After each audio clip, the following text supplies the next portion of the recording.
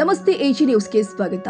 ಸುನ್ನಿ ದಾವತಿ ಇಸ್ಲಾಮಿ ಧಾರ್ಮಿಕ ಸಂಘದ ವತಿಯಿಂದ ನಗರದ ಹುಳಿಯಾರು ರಸ್ತೆಯ ಶಾಹಿ ಗಾರ್ಮೆಂಟ್ಸ್ ಪಕ್ಕದ ಮೈದಾನದಲ್ಲಿ ಮೇ 9 ಹಾಗೂ 10ರಂದು ಸುನ್ನಿ ತರಬೇತಿ ಇಜ್ತಿಮಾ ಧಾರ್ಮಿಕ ಸಮ್ಮೇಳನ ಹಮ್ಮಿಕೊಳ್ಳಲಾಗಿದೆ ಅಂತ ಸಂಘದ ಮುಖ್ಯಸ್ಥ ಹಾಜಿ ಅಮ್ಜದ್ ಪಾಷಾ ಹೇಳಿದ್ದಾರೆ.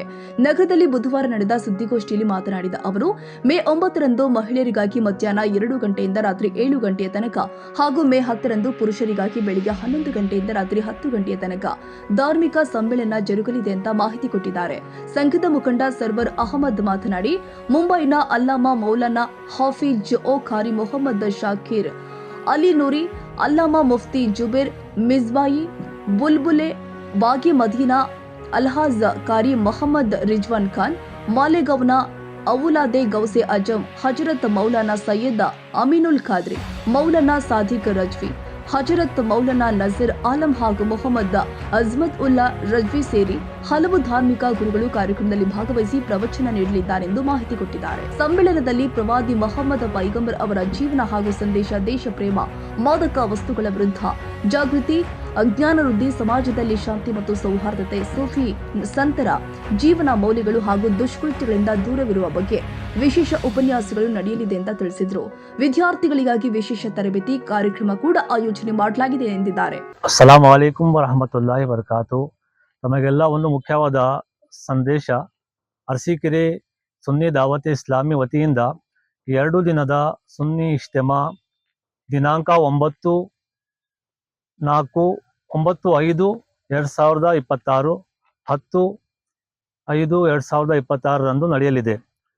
ಇದರಲ್ಲಿ ಮುಖ್ಯವಾಗಿ ಅತಿಥಿಗಳು ಅಮೀರ ಸುನ್ನಿ ದಾವತ್ ಇಸ್ಲಾಮಿ ಮೌಲಾನಾ ಶಾಕಿರ್ ಅಲಿ ನೂರಿ ಸಾಬ್ ಮುಂಬೈಯಿಂದ ಆಗಮಿಸಿದ್ದಾರೆ ಹಾಗೂ ಮುಫ್ತಿ ಜುಬೇರ್ ಮಿಜ್ಬಾಹಿ ಸಾಬ್ ಇವರು ಭಾಷಣಕಾರರು ಹಾಗೂ ಸೈಯದ್ ಅಮೀನುಲ್ ಖಾದ್ರಿ ಸಾಬ್ ಮಾಲೆಗಾಂವ್ನಿಂದ ಇವರು ಆಗಮಿಸಿದ್ದಾರೆ. ಇವರ ಜೊತೆಯಲ್ಲಿ ಅಲ್ಹಾಜ್ ಕಾರಿ ಮೊಹಮ್ಮದ್ ರಿಜ್ವಾನ್ ಸಾಬ್ ಹಾಗೂ ಸಾದಿಕ್ ರಜ್ವಿ ಸಾಬ್ ಇವರು ಬಾಂಬೆಯಿಂದ ಆಗಮಿಸಿದ್ದಾರೆ.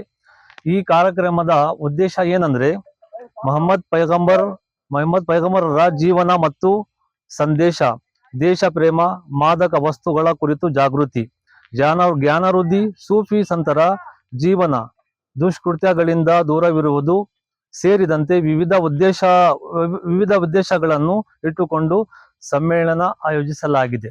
ತಮಗೆಲ್ಲರಿಗೂ ಈ ಸಮ್ಮೇಳನದಲ್ಲಿ, ಈ ಸುನ್ನಿ ಇಜ್ತಿಮಾದಲ್ಲಿ ಆಗಮಿಸಬೇಕೆಂದು ವಿನಂತಿ. ಎಷ್ಟು ಜನ ಸೇವಾ ನಿರೀಕ್ಷೆ ಇದೆ ಸರ್?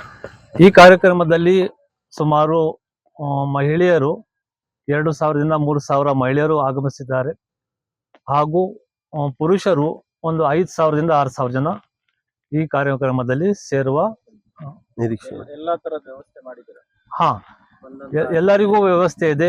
ಬಂದವರಿಗೆ ಊಟದ ವ್ಯವಸ್ಥೆ ಇದೆ, ಬಾತ್ರೂಮ್ ವ್ಯವಸ್ಥೆ ಇದೆ, ನೀರಿನ ವ್ಯವಸ್ಥೆ ಇದೆ. ಅವರಿಗೆ ಕೂರೋ ಒಳ್ಳೆ ವ್ಯವಸ್ಥೆ ಮಾಡಲಾಗಿದೆ.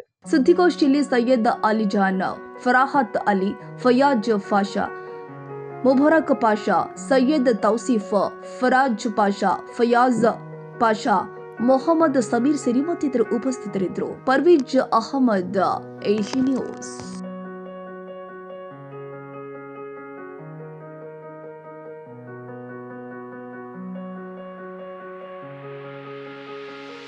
ಕನ್ನಡಿಗರ ಮೆಚ್ಚಿನ ನಿಮ್ಮ ಎಜೆ 24/7 ನ್ಯೂಸ್ ಕನ್ನಡ ವಾಹಿನಿ ಇದೀಗ ಟಿವಿಯಲ್ಲಿ ಲಭ್ಯ.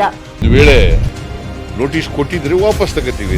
ಇವತ್ತು ವಕ್ಫ್ ಪ್ರಾಪರ್ಟಿ ಅಂತೇಳಿ ಬರ್ತದೆ ಅಂತ ಹೇಳಿದ್ರೆ ರೈತರ ಬೀದಿಗೆ ಬದಲು ಏನ್ ಮಾಡ್ಬೇಕಾಗತ್ತೆ? ಯಾರು ವೋಟ್ ಹಾಕಲಿಲ್ಲ ಅಂದ್ರೆ ಗ್ಯಾರಂಟಿನೆಲ್ಲ ಸ್ಟಾಪ್ ಮಾಡ್ಬಿಡ್ತೀವಿ.